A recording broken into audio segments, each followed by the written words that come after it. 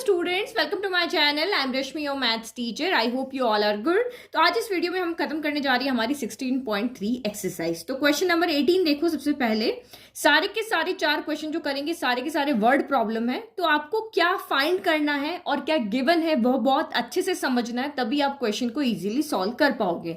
तो यहाँ पे कुछ जो गिवन आपको होगा वो परसेंट में हो सकता है, डेसिमल में वैल्यू हो सकती है, या एक सिंपल एलिमेंट्स भी आपको यहाँ पे दे सकते हैं। तो उसके अकॉर्डिंग आपको देखना पड़ेगा।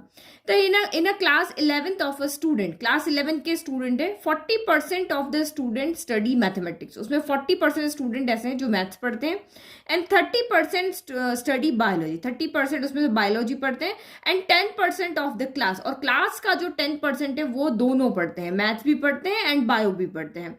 If a student is selected at random from the class, अगर इस क्लास में से किसी भी एक रैंडमली आपने एक स्टूडेंट को सेलेक्ट किया, find the probability that he will be studying mathematics और बायोलॉजी। क्या आपको वो या तो मैथ्स पढ़े या बायोलॉजी पढ़े, उसकी प्रोबेबिलिटी निकालनी है। अगर आप रैंडमली उस क्लास में से किसी एक बच्चे को सेलेक्ट करते हो तो ये प्रोबेबिलिटी हमें यहाँ पे फाइंड करनी है।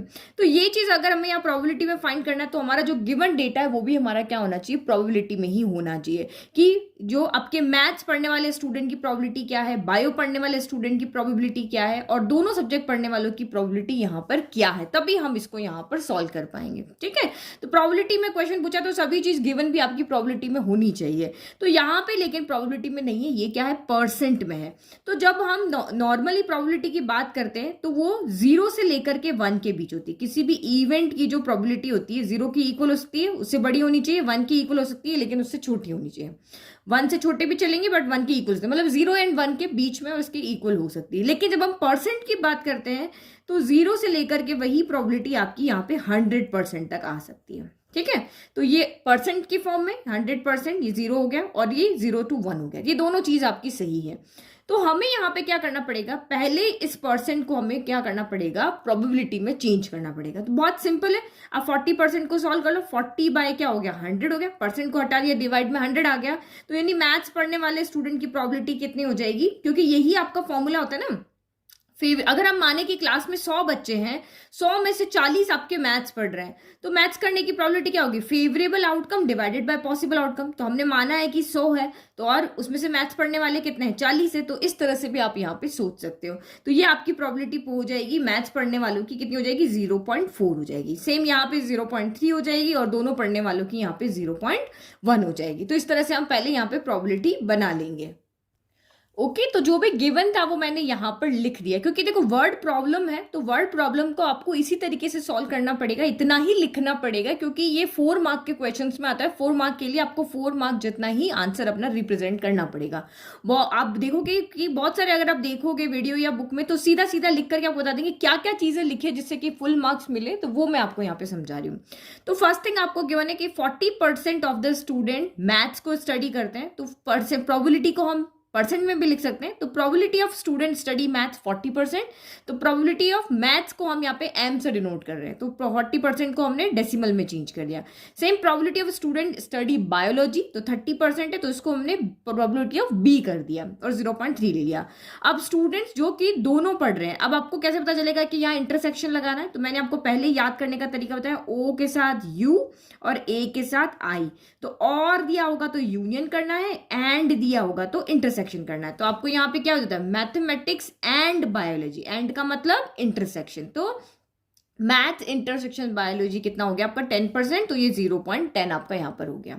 ठीक है, फिर अब हमें यहाँ पे फाइंड क्या करना है कि probability of the student studying maths और बायो, और का मतलब यहाँ पे क्या हो गया, और यू यानी यूनियन, हमें मैथ्स यूनियन बायो, ये हमें यहाँ पे प्रोबेबिलिटी, ये हमें यहाँ पे फाइंड करना है। तो ठीक है, तो we need to find this probability of maths union biology. तो हमारे पास देखो यहाँ पे 4 चीज होती है, तो आप समझ जाओ कि हमारा ये वाला फॉर्मूला लगेगा।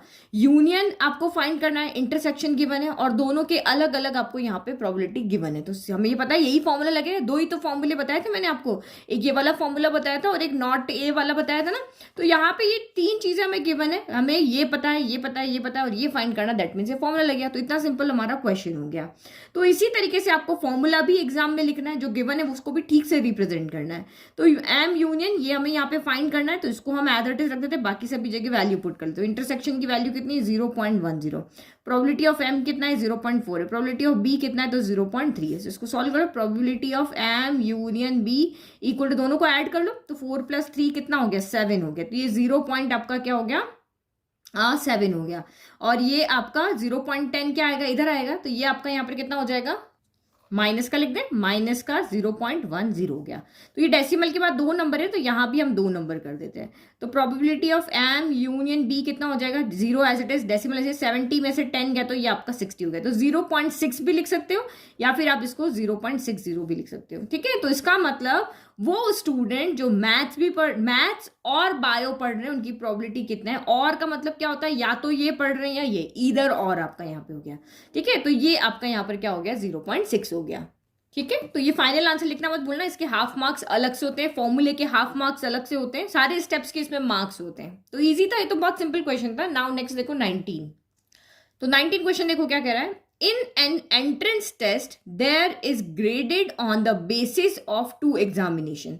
तो कोई भी एक एंट्रेंस एग्जाम के लिए किसी भी एग्जाम के लिए एक एंट्रेंस टेस्ट हो रहा है, तो उसमें वहां पे क्या हो रहा है ग्रेड आपको मिलेंगे, लेकिन 2 एग्जाम के बेसिस पे मिलेंगे। आपके 2 एग्जाम होंगे, एक एग्जाम को हम यहाँ पे ए एग्जाम ले लेते हैं, दूसरे एग्जाम को हम यहाँ पे बी एग्जाम ले लेते हैं। तो इसके एंट्रेंस टेस्ट के लिए आपको कितने एग्जाम देने पड़ेंगे 2 एग्जाम, एक ए एग्जाम होगा और एक बी एग्जाम होगा। जैसे होता है ना जेई प्री होता है, फिर मेन्स होता है, इस तरह से होता है ना, इस तरह से। The probability of A randomly chosen student passing the first examination is 0.8। तो यहां पे आपको प्रोबेबिलिटी दी हुई है, हमें कुछ फाइंड नहीं करना, सीधा आपको कहा है कि इस ए एग्जाम को जिन बच्चों ने पास किया उसकी प्रोबेबिलिटी कितनी है 0.8 है। The probability of randomly chosen student passing the first examination is 0.8 है, and the probability of passing the second examination is, एक सेकंड रुको ये देखती हूँ क्या है, आई थिंक ये 0.7 है, ठीक है। तो इस बी एग्जाम को पास करने की जो प्रोबेबिलिटी वो कितनी 0.7 है, यानी प्रोबेबिलिटी ऑफ ए एग्जाम की कितनी हो गई यहाँ पर 0.8 और बी के लिए 0.7 हो गया। अब हमें फाइंड क्या करना है, the probability of passing at least one of them is 0.95। अब ये चीजें आपको समझनी जरूरी है कि यहाँ पर एटलीस्ट का मतलब क्या होता है, क्योंकि आपको पता है और अगर आता है तो हमें यहाँ पे क्या करना है यूनियन करना है, एंड अगर आता है तो हमें इंटरसेक्शन करना है। ये और है ना, और क्या और दिया है तो यूनियन करना है, एंड ये तो इंटरसेक्शन करना है। अब आप यहाँ पे सीखोगे कि नाइदर नॉर होगा तो हमें ये करना है या ये करना है, एटलीस्ट दिया है तो ये लेना है या ये लेना है। ये चीजें आपकी यहाँ पे मेनली समझने के लिए। तो एटलीस्ट का मतलब यहाँ पे क्या होता है आगे की तरफ जाना। कैसे, देखो आपकी क्लास में अगर यहाँ पे मान लो कि 10 बच्चे हैं और आपकी टीचर ने कहा कि एटलीस्ट 6 स्टूडेंट आएंगे तो मैं यहाँ पे नया चैप्टर पढ़ाऊंगी। तो उसके कहने का मतलब क्या, एटलीस्ट 10 में से 6 बच्चे आएंगे तब मैं पढ़ाऊंगी। अब 6 आएंगे तब भी वो नया चैप्टर पढ़ाएगी, 7 आएंगे तब भी पढ़ाएगी, 8 आएंगे तब भी पढ़ाएगी, 9 आएंगे तब भी पढ़ाएगी, और 10 के 10 आगे तब भी वो पढ़ाएगी। मतलब उसके कहने का मतलब है कि कम से कम इतने बच्चे यहाँ पर होने चाहिए, उससे ज्यादा चाहे कितने भी हो वो नया चैप्टर स्टार्ट कर देगी। तो यहाँ पे भी कहने का मतलब ये, the probability of passing at least one of them, at least one of them मतलब या तो वो ए को पास कर ले, या फिर वो बी को पास कर ले, या फिर वो दोनों ही एग्जाम को पास कर ले, उनकी प्रोबेबिलिटी कितनी है 0.95 है। तो एटलीस्ट का मतलब या तो आप याद रख लो यूनियन होता है, एटलीस्ट का मतलब क्या होता है यहाँ पर यूनियन। तो इस तरह से कीवर्ड आप इस तरह को याद कर लो, और आएगा या फिर आपका एटलीस्ट आएगा। अभी और कीवर्ड आएंगे इंटरसेक्शन के लिए भी, तो ये एटलीस्ट आएगा तब आपको यूनियन यहाँ पे यूनियन लिख देना है, ठीक है, इंटरसेक्शन नहीं, यहाँ पे क्या लिखना है आपको यूनियन लिख देना। तो ये कीवर्ड आप यहाँ पे याद रखो, जैसे आपको ने याद कर रखा है ना कि और आएगा तो इसका मतलब यूनियन है, वैसे ही एटलीस्ट आने पर भी हम यूनियन करेंगे।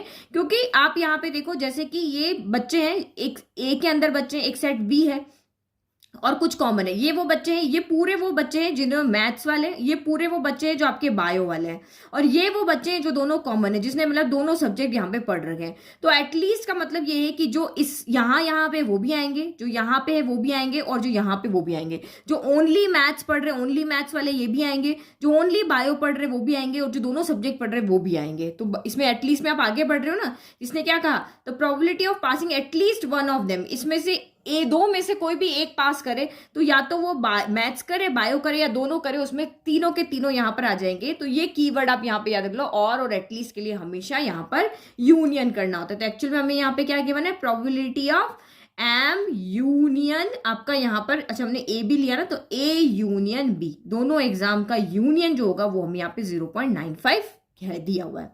What is the probability of passing both? Both का मतलब यहाँ पे क्या हो गया कि दोनों एग्जाम को पास करे, तो वो तो यहाँ पे कॉमन वाले हो गए। तो यहाँ पे इंटरसेक्शन में एंड हो या फिर आपका बोथ हो, यहाँ पे आपको क्या फाइंड करना है, ए इंटरसेक्शन बी हमें यहाँ पर फाइंड करके लेकर के आना है। तो ये तीन चीज हमें गिवन है और चौथी हमें यहाँ पे फाइंड करके लानी है। तो ये क्वेश्चन बहुत ईजी है, लेकिन आपको सिर्फ समझने में टाइम लगेगा कि यहाँ क्या गिवन है, इन चार चीजों में से क्या गिवन है। तो ये कीवर्ड अब आपके चेंज हो गए, यहाँ एटलीस्ट दिया हुआ है, आपको और नहीं दिया, और दिया तो आप इजीली कर लेते, लेकिन एटलीस्ट दिया है, दैट मीन्स आपको यूनियन दिया हुआ है। और what is the probability of passing both? Both का मतलब कॉमन हो गया, जो इसको भी पास करे और इसको भी पास करे, तो वो आपको यहाँ पे क्या करना है, इंटरसेक्शन फाइंड करना। अब आपके लिए क्वेश्चन बहुत इजी हो गया, अब आपको वीडियो देखने की भी जरूरत नहीं, आप इजीली यहाँ पे आंसर निकाल के बता दोगे। कौन से फॉर्मूले से? जो फॉर्मूला अभी हमने पीछे वाले क्वेश्चन के अंदर, कौन से 18 क्वेश्चन के अंदर यूज किया था ना, ये वाला। यहाँ पे हमें ये फाइंड करना है, ये गिवन है, ये गिवन है और ये गिवन है, पुट करो और सॉल्व कर लो। और एग्जाम में कितना आंसर लिखना है कि फुल मार्क्स मिले, तो वो आप यहाँ पे आके देख लो। अब देख लो कहाँ कितना लिखना है। तो क्योंकि इसमें एग्जाम के नाम नहीं दिए होते, तो हमने ए बी लिया था, तो लिख दिया let A be the event of passing the first examination and B be the event of passing second examination. अब हमें इनकी प्रोबेबिलिटी गिवन थी, प्रोबेबिलिटी ऑफ ए 0.8 था, प्रोबेबिलिटी ऑफ बी आपका 0.7 था, एटलीस्ट वर्ड आपको दिया था, at least probability passing at least one of them, यानी probability of A union B आपको 0.95 गिवन था। और हमें बोथ के पास होने की प्रोबेबिलिटी निकालनी थी, मतलब हमने इंटरसेक्शन निकालना था, तो बिल्कुल हमने लिख दिया probability of passing both examination. फिर वही तीन वैल्यू हमें गिवन है, चौथी हमें फाइंड करनी है, तो हमने वही फॉर्मूला यहाँ पे यूज अप्लाई किया, वैल्यू पुट किया, सॉल्व किया, 0.98 + 5 15 हो गया, तो ये 1.5 हो गया, 95 इधर आ गया, इसको हमने इस तरह से सब्ट्रैक्ट किया, तो ये 1.5 है, इधर डेसिमल के बाद 2 नंबर, तो इधर भी 2 कर दिया, तो आपका यहाँ पर क्या हो गया, 50 में से 95 गया तो 55 बच गया, यानी 1.50 में से 0.95 गया तो 0.55 बच गया, और फाइनल आंसर हमने लिख दिया। तो इस तरह से हमें मिल गए यहाँ पर पूरे मार्क्स। तो ठीक है, ये भी हमारा बहुत ईजी क्वेश्चन था, कोई अलग नहीं था, बस इन्होंने यहाँ पे कीवर्ड थोड़े चेंज करे थे, तो इन कीवर्ड को मैं थोड़ा सा हाईलाइट कर दिया। एटलीस्ट पे का ध्यान रखना है और बोथ का ध्यान रखना है। एटलीस्ट पे आपको क्या करना होता है, यूनियन करना होता है, एटलीस्ट वर्ड पे यूनियन, और इस बोथ पे आपको इंटरसेक्शन करना होता है। ठीक है, चलो नेक्स्ट क्वेश्चन को सिंपल बनाते हैं ऐसे ही 20 को। नाउ क्वेश्चन नंबर अगेन हम यहाँ पे 20 देखते हैं और देखते हैं हमें क्या गिवन है और क्या हमें यहाँ पर फाइंड करना है। The probability that a student will pass the final examination in both English and Hindi is 0.5। तो एक सब्जेक्ट आपका यहाँ पर इंग्लिश है, एक आपका हिंदी है, तो आपको यहाँ पे प्रोबेबिलिटी किसकी दी हुई है कि कुछ बच्चे हैं जो फाइनल एग्जामिनेशन में इन दोनों पेपर को पास कर ले, उसकी प्रोबेबिलिटी कितनी, 0.5। तो इंग्लिश एंड हिंदी है, तो ए तो आपको पता ही है, ए के साथ क्या आता है, आई आता है, मीन्स कि यहाँ पे क्या हो गया, इंग्लिश इंटरसेक्शन हिंदी आपको यहाँ पे दिया हुआ है 0.5। तो एक चीज हमने यहाँ पे पता कर ली। Now next, and the probability of passing neither is 0.1। Neither का मतलब क्या होगा, देखो ईदर का मतलब अलग होगा और नाइदर का मतलब अलग होगा। नाइदर मतलब ये भी नहीं और वो भी नहीं। देखो नया कीवर्ड आया ना, अभी हमने एटलीस्ट देखा, बोथ देखा, अब नाइदर का मतलब हो गया।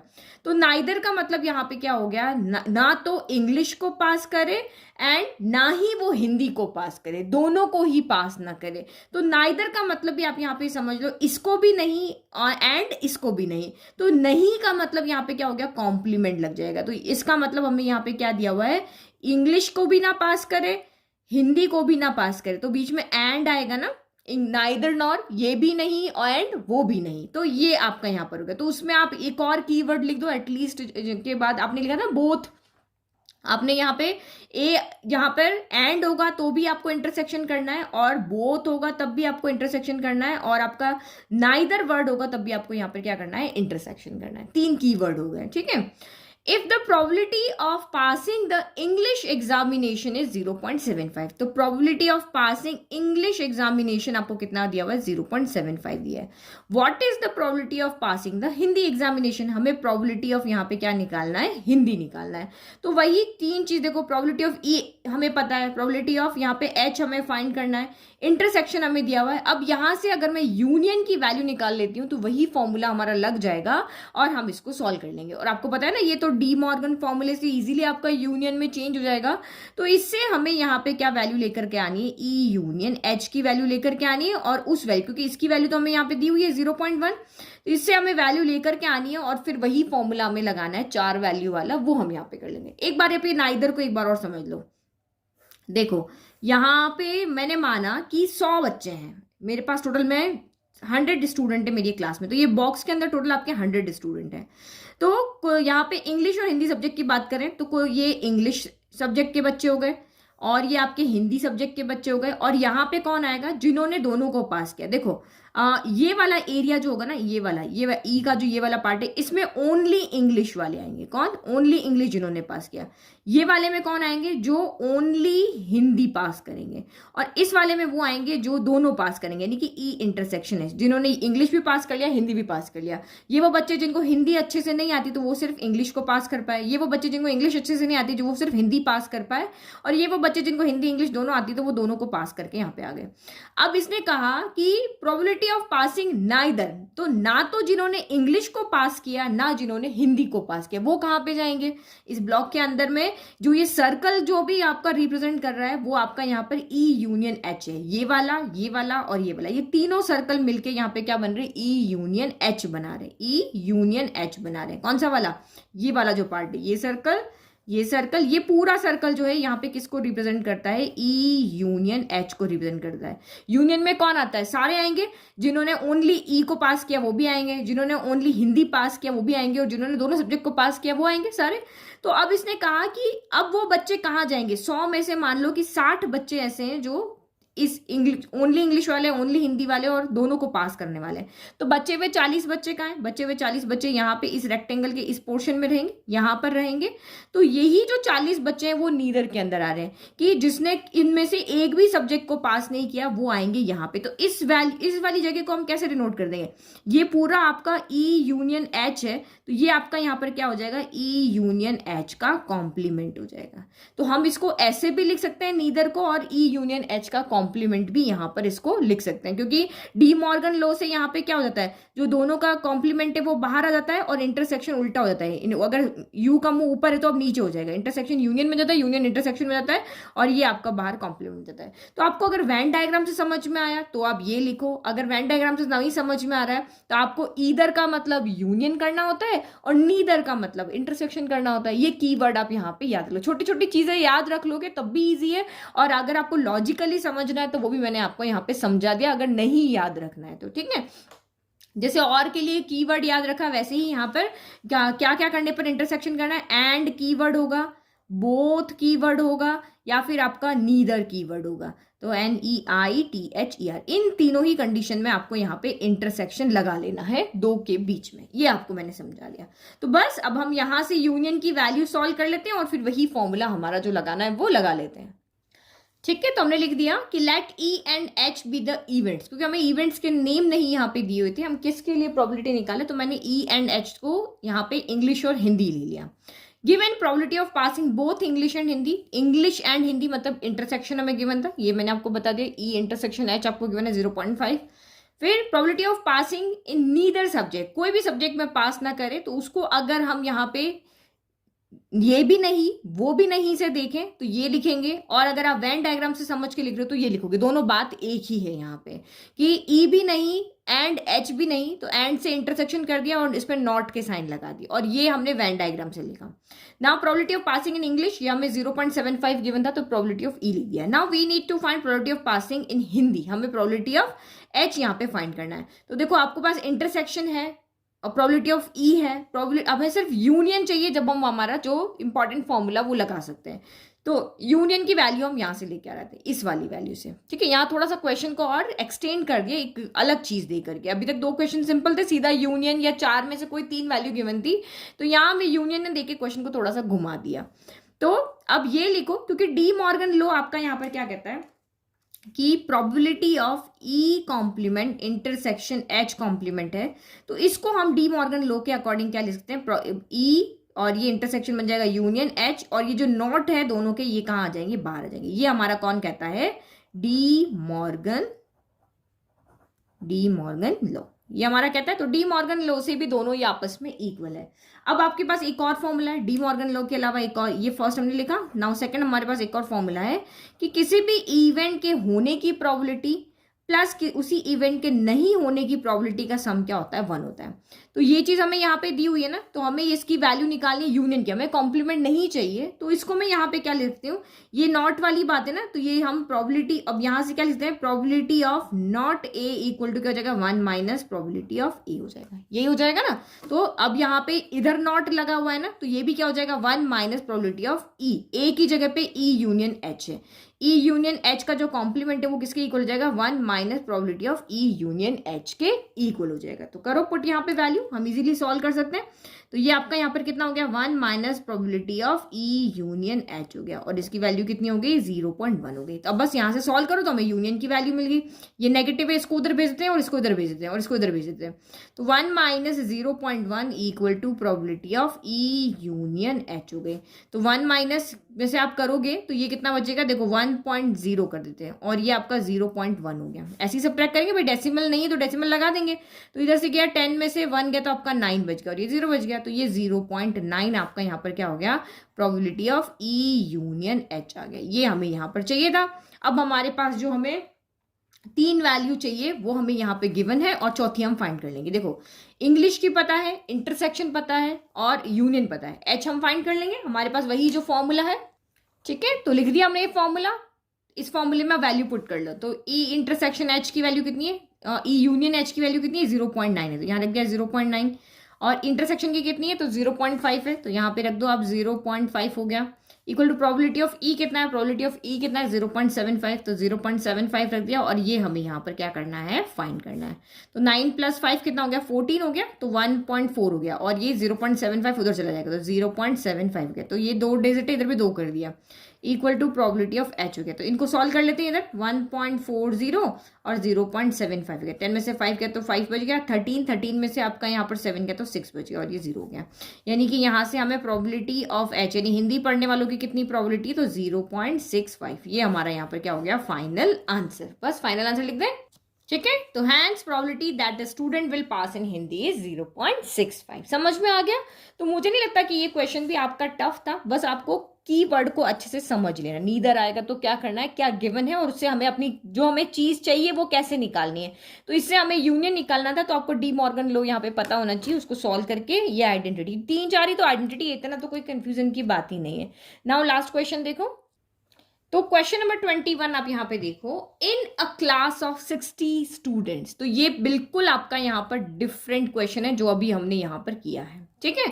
तो क्लास में आपको क्या दिया हुआ है, 60 स्टूडेंट। ये एक क्लास है, ये मैंने यहाँ पे क्लास बना ली। इस क्लास के अंदर टोटल आपके यहाँ पर कितने स्टूडेंट है, 60 स्टूडेंट है।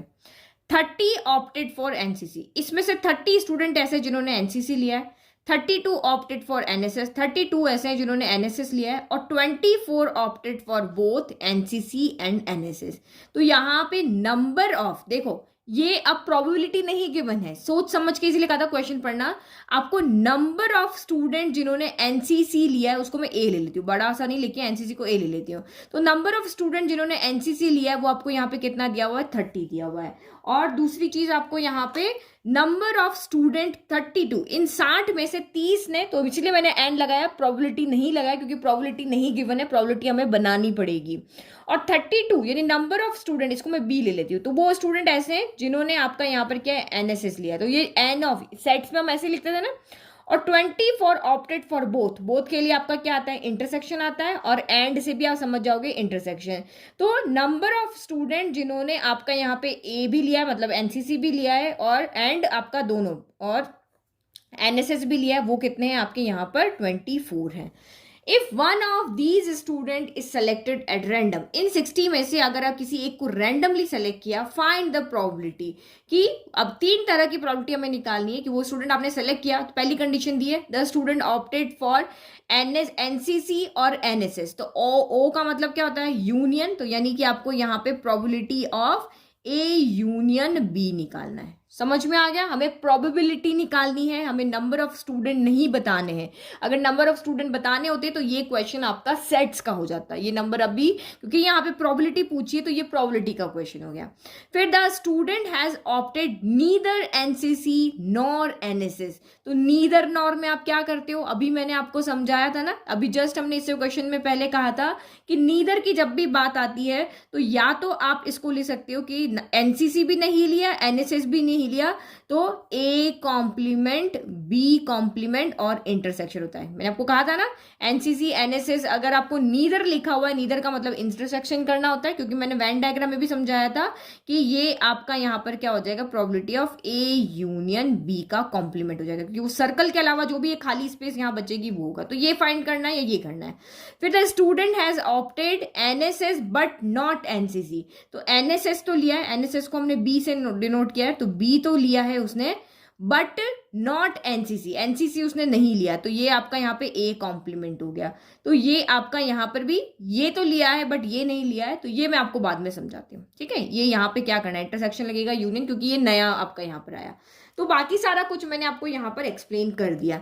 तो ये सबसे पहले जो नंबर ऑफ गिवन है, इनको आपको प्रोबेबिलिटी में चेंज करना। प्रोबेबिलिटी में चेंज करना बहुत सिंपल है। आपको फॉर्मूला यहाँ पे पता है, किसी भी इवेंट की अगर आपको प्रोबेबिलिटी निकालनी है तो इस इवेंट के favourable outcome divided by possible outcome होते हैं। तो अगर 60 में से 30 बच्चों ने एनसीसी लिया तो इसका प्रोबेबिलिटी कितनी हो जाएगी, तो 60 में से 30 ये फेवरेबल हो गए, ये पॉसिबल हो गए, तो ये आपकी प्रोबेबिलिटी हो जाएगी 30/60 हो जाएगी। इसको सॉल्व करोगे, फिर आपका यहाँ पे जिन्होंने एनालिसिस लिया है उनकी प्रोबेबिलिटी कितनी होगी, तो 32 फेवरेबल, पॉसिबल 60 ही हो गया। और जिन्होंने दोनों लिया है तो उसकी प्रोबेबिलिटी कितनी होगी, 24/60 हो जाएगी। तो यहाँ तक कर ले, जो हमें गिवन है उसको पहले प्रोबेबिलिटी में हम चेंज कर लेते हैं। ओके, तो अब देख लेते हैं आंसर कैसे लिखना है। There are 60 students in a class. तो टोटल पॉसिबल आउटकम्स कितने हमारे पास, 60 ना, सब चीज दिमाग में रखनी है। तो नंबर ऑफ सैंपल स्पेस ही लिख दिया, या नंबर ऑफ ये जो स्टूडेंट्स है वो हमने लिया कि टोटल नंबर ऑफ स्टूडेंट्स कितने हमारे पास 60 है। Let A be the event कि एनसीसी, मैंने इनको ए और बी कहा है क्योंकि ये बहुत बड़े बड़े नाम है ना। तो A be the event of student opted for NCC and B be the event that is student opted for NSS. ऐसे आपको भी, अगर आपने ए बी लिया है तो आपको यहाँ पे लिखना पड़ेगा कि मैंने एनसीसी वालों को ए लिया है, एनएसएस वालों को बी लिया है।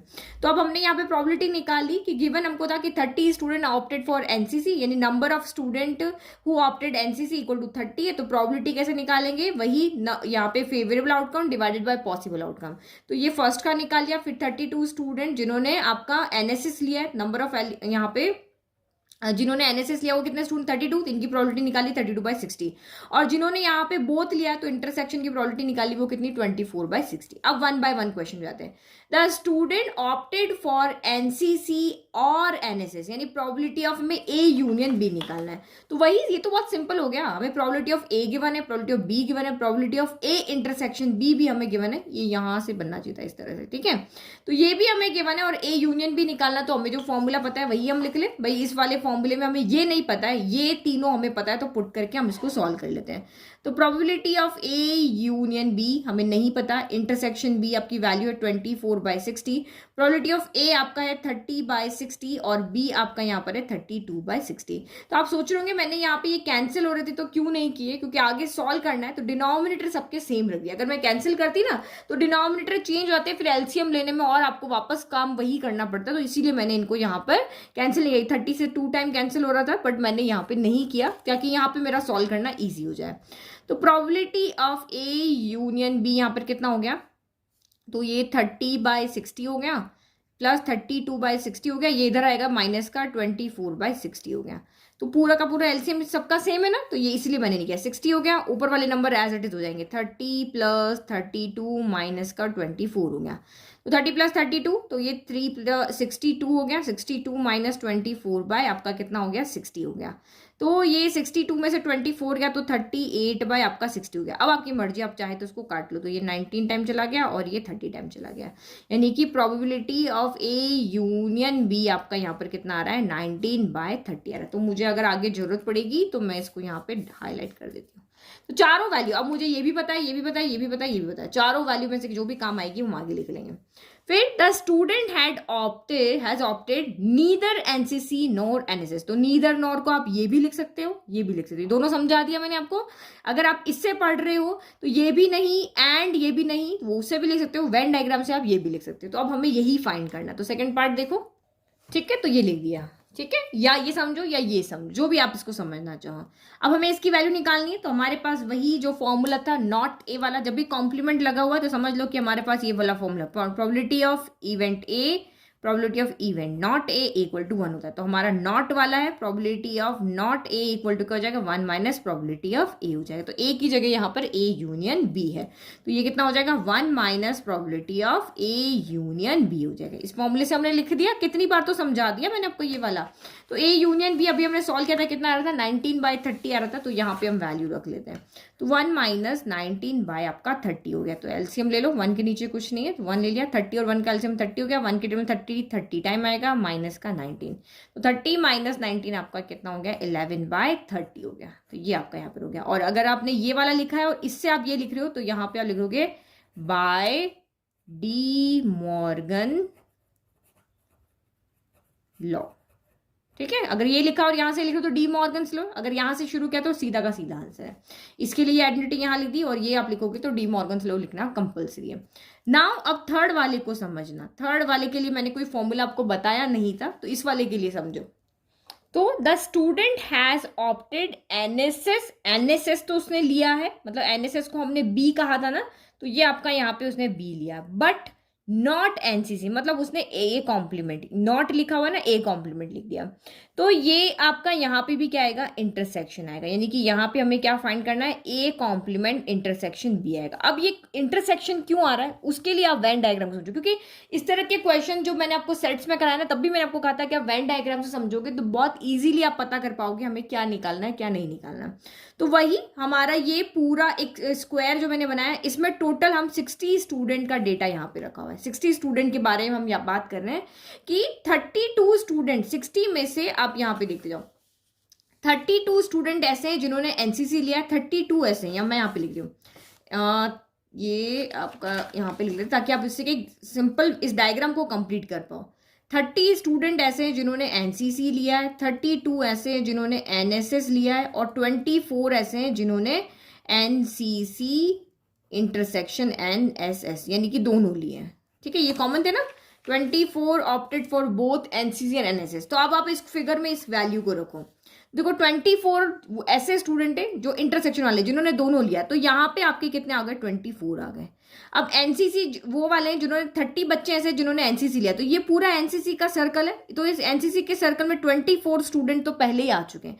जो भी इस सर्कल में आ रहे हैं वो सारे के सारे कितने, 30 है। तो चॉइस तो हम पहले से लिख चुके हैं, तो बच्चे कितने आपके 6 बच्चे, तो वो आपके यहाँ पर आएंगे, तो क्योंकि 24 + 6 आपका 30 होना चाहिए, तो ये एनसीसी वाले टोटल आपके 30 हो गए।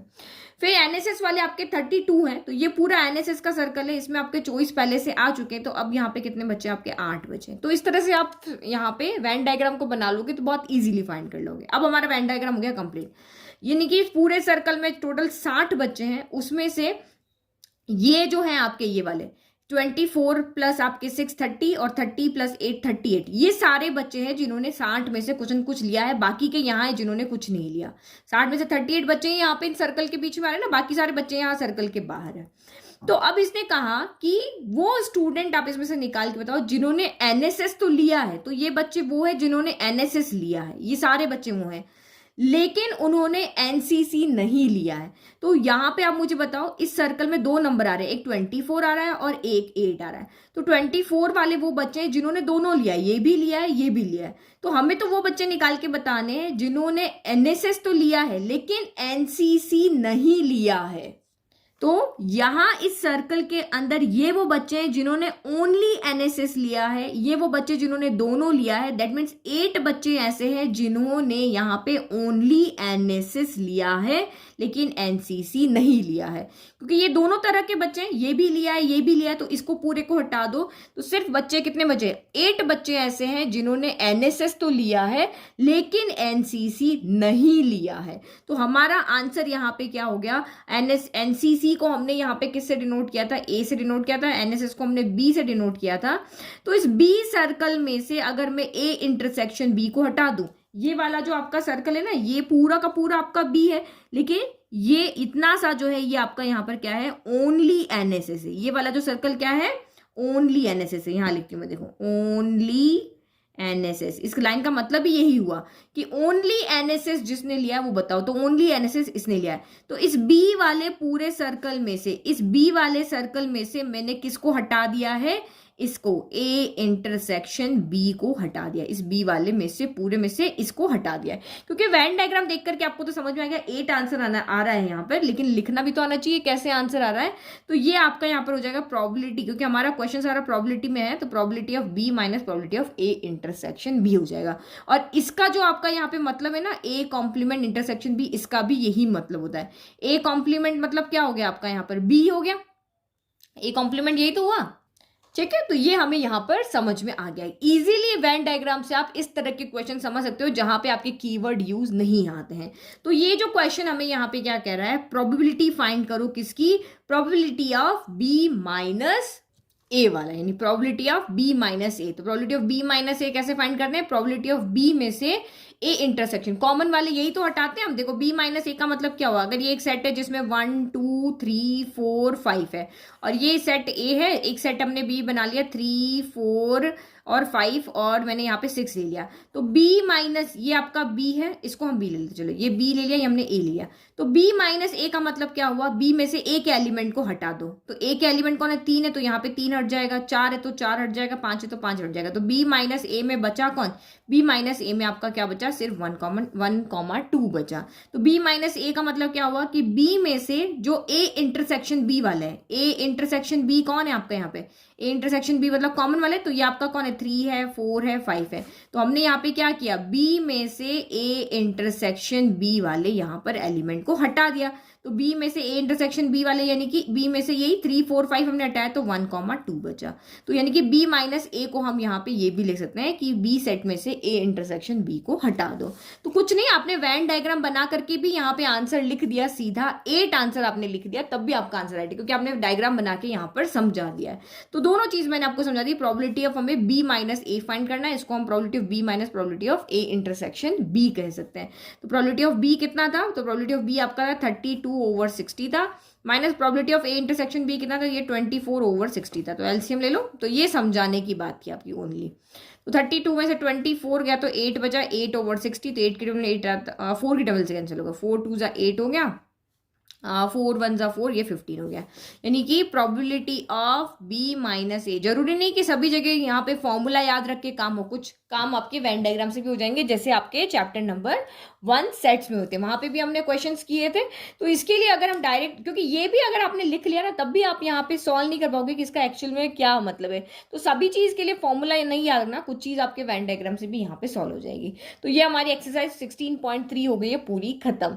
तो इसके बाद हमारा थोड़ा बहुत कुछ सिलेबस बचा वो करेंगे, नहीं तो फिर हम इसके बाद मैं 12th क्लास की वीडियो डालना स्टार्ट कर रही हूँ। ओके, नोट्स के लिए वही mathsteacher.blog पे जाओ, या लिंक डिस्क्रिप्शन में है, वहां से ले लो, फ्री में सारे नोट्स आप डाउनलोड कर लो। Thank you.